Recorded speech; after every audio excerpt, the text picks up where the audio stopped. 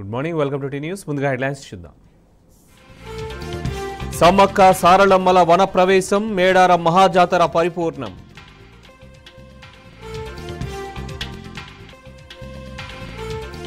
కేసీఆర్ పేరిట సమ్మక్క సారకకు నిలువెత్తు బంగారం, ఆన్లైన్ ద్వారా సమర్పించిన ఎమ్మెల్సీ కవిత. ప్రభుత్వాన్ని ప్రశ్నించిన వారిపై దాడులు చేస్తారా? రేవంత్ ది ప్రజాపాలన కాదు, ప్రతీకార పాలన అన్న బీఆర్ఎస్ నేతలు. టూ వీలర్ ఉందా? ఇందిరమ్మ ఇల్లు రానట్టే, గృహలక్ష్మి పథకానికి కాంగ్రెస్ సర్కారు కొర్రీలు.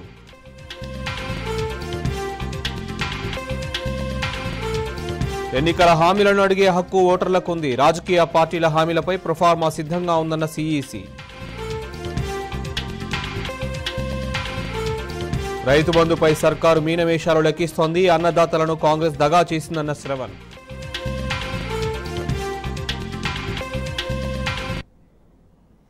సర్కారు ధాన్యం దర్జాగా మాయమవుతోంది. ఓ మిల్లర్ సీఎంఆర్ ధాన్యాన్ని వనపర్తి జిల్లా దాటించి అక్రమంగా దాచుకున్నాడు. ఆ విషయం తెలుసుకున్న మరో ముఠా దొంగతనంగా ఆ ధాన్యాన్ని తరలించుకుపోయి అమ్ముకుంటుంది. సినిమా కథలా ఉన్న ఈ ఘటన వనపర్తి జిల్లాలో కలకలం రేపుతోంది.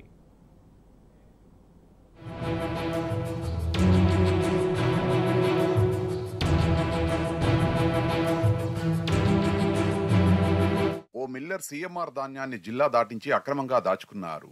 ఆ విషయం తెలుసుకున్న మరో ముఠా దొంగతనంగా ఆ ధాన్యాన్ని తరలించుకుపోయి అమ్ముకుంటున్నది. సినిమా కథలా ఉన్న ఈ ఘటన వనపర్తి జిల్లాలో కలకలం రేపుతున్నది. ట్విస్ట్ ఏమిటంటే దొంగ సొమ్మును దోపిడీ చేసిన ముఠా వెనుక ఓ మంత్రి ఉన్నారని ఆరోపణలు రావడమే.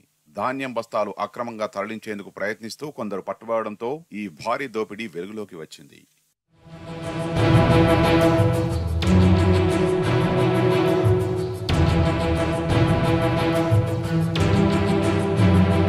కొన్ని రోజులుగా వనపర్తి జిల్లాలో సీఎంఆర్ ధాన్యం తీసుకున్న రైస్ మిల్లర్లు తిరిగి ప్రభుత్వానికి అప్పజెప్పకపోవడంతో భారీ కుంభకోణానికి తెరలేచింది. ఈ నేపథ్యంలో ఒక జిల్లా అధికారి సోదరుడికి చెందిన 1,00,000 ధాన్యం బస్తాల గుట్టు తెలుసుకున్న మంత్రి అనుచరులు కొందరు వాటిని తరలించుకుపోయి సొమ్ము చేసుకోవాలని ప్రయత్నిస్తూ పట్టుబడ్డారు.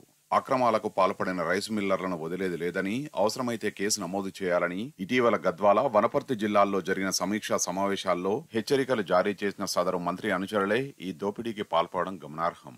పైగా మంత్రి సొంత నియోజకవర్గంలోనే ఈ చోరీ యత్నం జరగడం సంచలనంగా మారింది.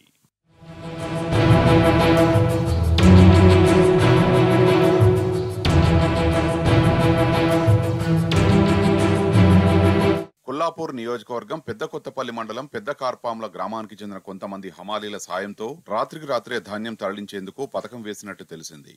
20,000 బస్తాల ధాన్యాన్ని ఇప్పటికే లారీల్లో తరలించినట్లు అనుమానిస్తున్నారు. కొంతమంది శుక్రవారం రాత్రి గోదాం నుంచి ధాన్యం బస్తాలు తరలిస్తుండగా స్థానికులు పోలీసులకు సమాచారం అందించారు. పోలీసులు వెళ్లి రాత్రిపూట ధాన్యం ఎందుకు తరలిస్తున్నారని ప్రశ్నించగా దుండగులు కొందరు అక్కడి నుంచి పరారయ్యారు.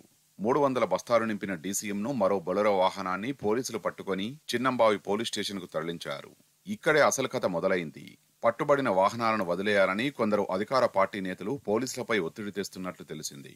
చివరకు వనపర్తి డీఎస్పీ సిఐ రంగంలోకి దిగి ఈ వ్యవహారాన్ని చక్కబెడుతున్నట్లు ఆరోపణలు గుప్పుమన్నాయి. తరలించుకుపోతున్నది సీఎంఆర్ ధాన్యమని తెలిసినా సివిల్ సప్లై అధికారులు గుట్టుచప్పుడు కాకుండా తెర వెనుక తతంగం నడుపుతున్నారనే విమర్శలు వినిపిస్తున్నాయి.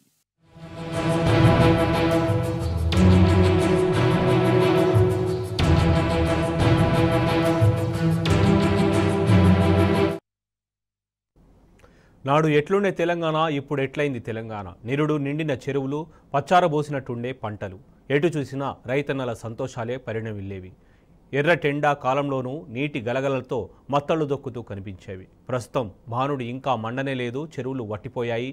ప్రాజెక్టులో నీళ్లు లేక నెరలు బారుతున్నాయి. కాలువలు బోసిపోయి నెరలిచ్చిన భూముల్లానే రైతన్నల గుండెలు పగులుతున్నాయి.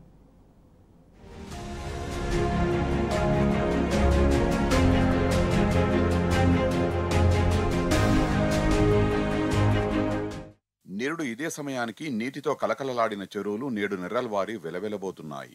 మండు టెండల్లోనూ మత్తళ్లు దుంకిన చెరువులు, చెక్ డ్యాంలు, రిజర్వాయర్లు వేసవికి ముందే అడుగంటుతున్నాయి. నిండుగా పోసిన బోర్లు సైతం ఇప్పుడు బోరుమంటున్నాయి. దీంతో చెరువుల కింద యాసంగి సాగు ప్రశ్నార్థకంగా మారింది.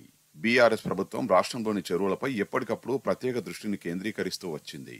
వాటిని నింపడాన్ని తొలి ప్రాధాన్యంగా భావించేది. చెరువులకు శాశ్వత జలకళ తీసుకొచ్చేందుకు అనేక ప్రణాళికలు రూపొందించింది.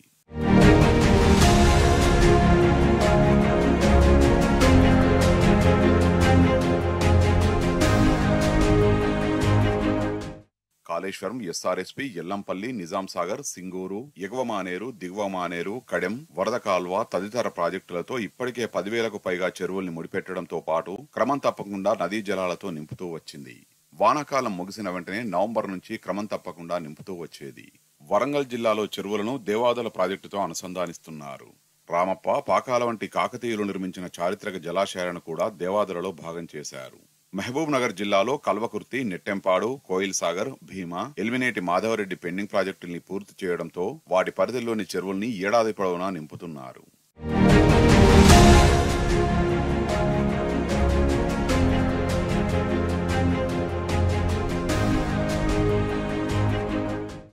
ఏడాది పొడవునా చెరువుల్లో జలకళ ఉండేలా చూసి కరువు అన్నదే లేని తెలంగాణను బీఆర్ఎస్ సర్కార్ ఆవిష్కరించింది. కానీ ప్రస్తుతం కాంగ్రెస్ సర్కారు చెరువులపై దృష్టి సారించలేదు.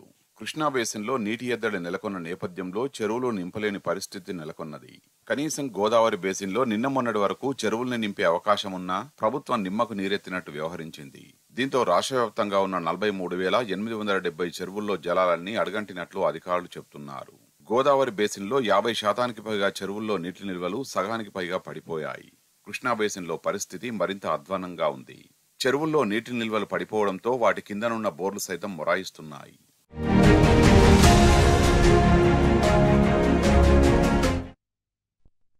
మీ దగ్గర బైక్ ఉందా? చిన్న కార్ ఏదైనా ఉందా?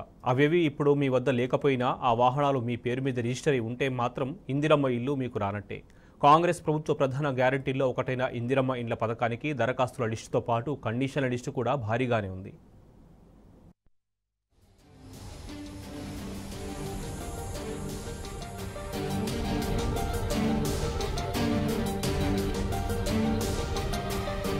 ఇందిరమ్మ ఇండ్ల కేటాయింపుపై కాంగ్రెస్ ప్రభుత్వం 1,00,000 షరతులు పెడుతున్నది.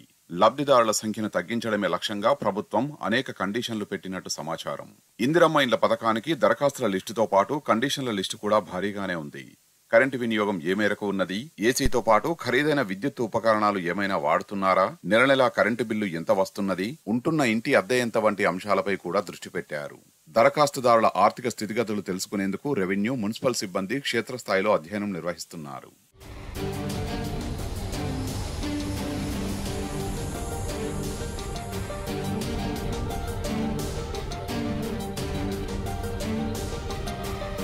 ఇందిరమ్మ ఇండ్ల పథకానికి 82,82,332 మంది దరఖాస్తు చేసుకున్నారు. ఒక్కో ఇంటి నిర్మాణం కోసం 5 లక్షల రూపాయల ఆర్థిక సహాయం అందిస్తామని ప్రభుత్వం ప్రకటించింది. 2024-25 ఆర్థిక సంవత్సరంలో ఒక్కో నియోజకవర్గానికి 3,500 చొప్పున మొత్తం 119 నియోజకవర్గాల్లో 4,16,500 ఇండ్లను నిర్మించనున్నట్టు రాష్ట్ర ప్రభుత్వం ప్రకటించింది. ఈ పథకానికి బడ్జెట్లో 7,740 కోట్లు కేటాయించగా బడ్జెట్ కు ఇండ్ల లక్ష్యానికి పొంతన కుదరడం లేదు.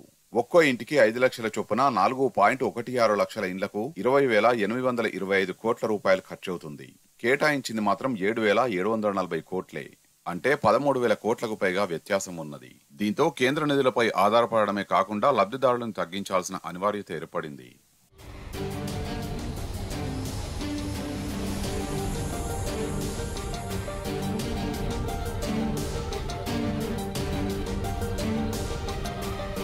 దరఖాస్తులను తగ్గించడమే లక్ష్యంగా ప్రభుత్వ పరిశీలన జరుగుతున్నదనే విమర్శలు వినిపిస్తున్నాయి. అందుకే లెక్కకు మించిన కండిషన్లు పెట్టినట్లు పరిశీలకులు చెబుతున్నారు.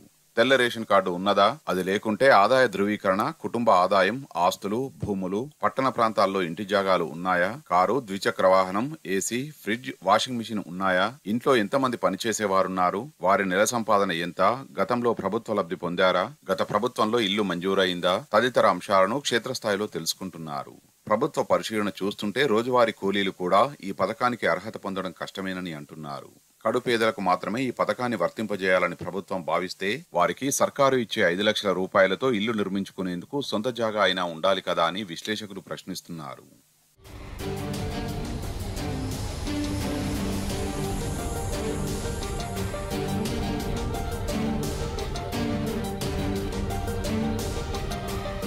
కేంద్ర ప్రభుత్వం ప్రధానమంత్రి ఆవాస్ యోజనలో భాగంగా రాష్ట్రాల్లో పేదల ఇండ్ల నిర్మాణానికి విరివిగా సహకారం అందిస్తున్నది. ఒక్కో యూనిట్ కు గరిష్టంగా 1.5 లక్షల వరకు ఆర్థిక సహాయం చేస్తున్నది. కేంద్ర సహాయంతో పాటు రాష్ట్ర ప్రభుత్వం ఒక్కో ఇంటికి 3.5 లక్షలు జత చేయాల్సి ఉంటుంది. కేంద్రం నుంచి సహాయం పొందాలంటే వారు నిర్ధారించిన మార్గదర్శకాలకు లోబడి ఇండ్లను నిర్మించాల్సి ఉంటుంది. కనిష్టంగా 30 చదరపు మీటర్ల కార్పెట్ ఏరియాలో నిర్మించాలి.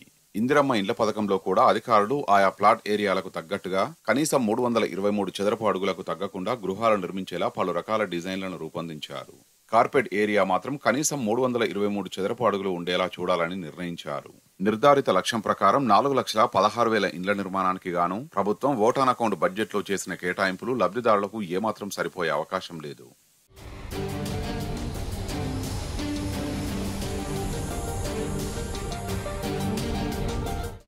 ఆసియాలోని అతిపెద్ద గిరిజన జాతర మేడారం వైభవంగా ముగిసింది. 4 రోజుల పాటు జరిగిన వన జాతరతో మేడారం భక్తి పారవశ్యంలో మునిగిపోయింది. కోట్లాది గుండెల్లో కొలువైన సమ్మక్క సారలమ్మ అమ్మవార్లను దర్శించుకునేందుకు జనం పోటెత్తారు. మొక్కులు చెల్లించుకుని తమ జన్మను ధన్యం చేసుకున్నారు. భక్తుల శరణుఘోష మధ్య అమ్మవార్లు తిరిగి వన ప్రవేశం చేయడంతో జాతర ముగింపైంది.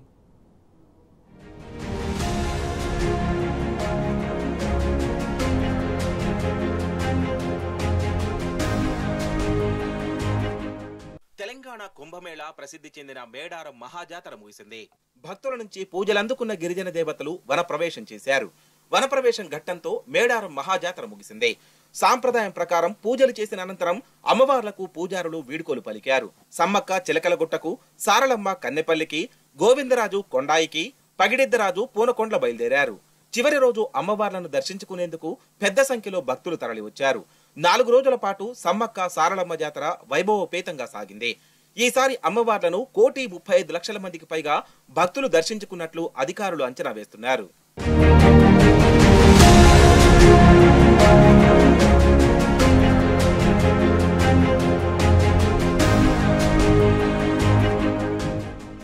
మేడారం జాతర 4 రోజుల పాటు వైభవంగా సాగింది.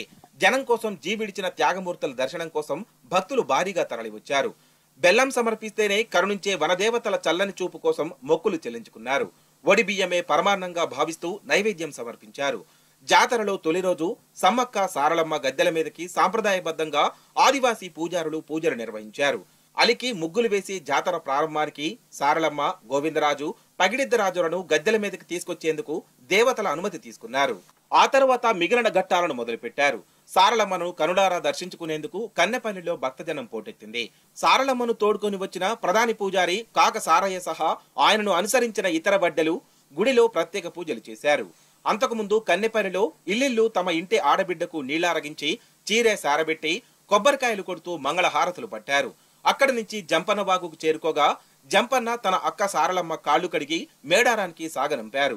జంపన్న వాగు నుంచి బయలుదేరిన సారలమ్మ మేడారంలోని సమ్మక్క గుడికి చేరుకోగా అక్కడ పగిడిద్దరాజు, గోవిందరాజుల వడ్డెలు ఘన స్వాగతం పలికారు. అక్కడ ముగ్గురు దేవతల ప్రతినిధులు వారి వారి సాంప్రదాయం ప్రకారం ప్రత్యేక పూజలు చేశారు. కన్నెపల్లి నుంచి మేడారానికి దాదాపు 3 కిలోమీటర్ల పొడవున దారికి ఇరువైపులా జనం పోటెత్తారు. శివాలుగే శివసత్తుల పూనకాలతో జాతర మారుమోగింది.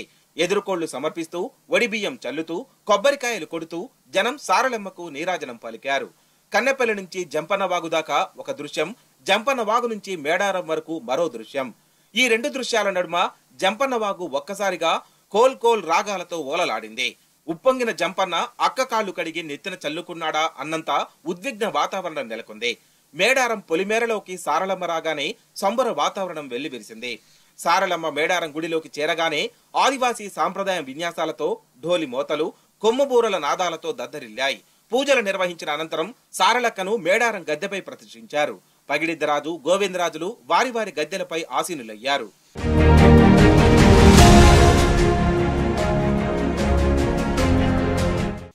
ఇక మేడారం జాతరలో అత్యంత ఉద్విగ్నతకు లోనైన ఘట్టం సమ్మక్క ఆగమనం. సాంప్రదాయబద్ధంగా సమ్మక్క ఆగమనం జరిగింది. వడ్డెలు ఉదయం మేడారం సమీపంలోని చిలుకలగుట్ట అడవిలోకి వెళ్లి వనం తెచ్చి గద్దెలపై ప్రత్యేక పూజలు చేశారు. సమీపంలోని సమ్మక్క పూజా మందిరం నుంచి కొత్త కుండలను తెచ్చి గద్దెలపైకి చేర్చారు. అనంతరం కుంకుమ భరిణ రూపంలో ఉన్న సమ్మక్కను వడ్డెల బృందం చిలుకలగుట్ట నుంచి తీసుకొచ్చింది. దారి పొడవునా పసుపు, కుంకుమల ముగ్గులు వేసి సమ్మక్క రాక కోసం భక్తులంతా కన్నార్పకుండా చిలుకలగుట్టపైకి చూస్తుండి ఉండిపోయారు. కుంకుమ భరిణ రూపంలో ఉన్న అడవి తల్లిని చేతపట్టుకున్న మరుక్షణమే సమ్మక్క ప్రధాన పూజారి కొక్కెర కృష్ణయ్య తన్మయత్వంతో ఒక్క ఉదుటున చిలకలగుట్ట దిగారు. మిగిలిన వడ్డెలు కృష్ణయ్యను తోడ్కొని వచ్చారు. సమ్మక్క రాకకు సూచనగా ఆ దేవతను ఆహ్వానిస్తూ ప్రభుత్వం తరపున అధికారిక లాంఛనాల ప్రకారం ఎస్పీ శబరీష్ AK-47 తుపాకీతో గాల్లోకి కాల్పులు జరిపారు. అనంతరం ములుగు జిల్లా కలెక్టర్ త్రిపాఠి సైతం AK-47 తుపాకీ ట్రిగ్గర్ను నొక్కారు. సమ్మక్క రాకను సూచించే ఈ శబ్దంతో ఒక్కసారిగా చిలుకలుగుట్ట ప్రాంతం భక్తిభావంతో ఉప్పొంగిపోయింది. సమ్మక్క నామస్మరణతో మారుమోగింది. ఆదివాసీ యువకుల రక్షణ వలయం, పోలీసుల బలగాల మధ్య వడ్డెల బృందం సమ్మక్క రూపంతో మేడారం వైపు చేరారు. 100 మీటర్లు దాటగానే ఒకసారి చిలుకలగుట్ట దాటే సమయంలో మరోసారి ములుగు ఎస్పీ తుపాకీ కాల్పులు జరిపి సమ్మక్కను ఆహ్వానించారు. సమ్మక్కకు ఎదురుగా కోళ్లను, గొర్రెలను బలిచ్చి మొక్కులు చెల్లించుకున్నారు. శివసత్తుల పూనకాలతో శివారులూగారు. మొక్కుల కోసం తెచ్చుకున్న ఒడిబియ్యాన్ని దారిలో సమ్మక్క రూపంపై వెదజల్లారు. మేడారం గద్దెల ముఖద్వారం వద్ద ఆ ఊరి ఆడబిడ్డలు సమ్మక్కను తీసుకొచ్చిన పూజారుల కాళ్లు కడిగి స్వాగతం పలికారు. అక్కడికి చేరుకున్న భక్తులు ఆ అపురూప క్షణాలను చూసి మైమరిచిపోయారు. ఈ ఉద్విగ్న సమయంలో పూజారులు సమ్మక్కను గద్దెలపైకి చేర్చారు. 4 వనదేవతలు సమ్మక్క, సారళమ్మ, గోవిందరాజులు, పగిడిద్దరాజు గద్దెలపైకి చేరడంతో జాతరకు మహాకళ వచ్చింది.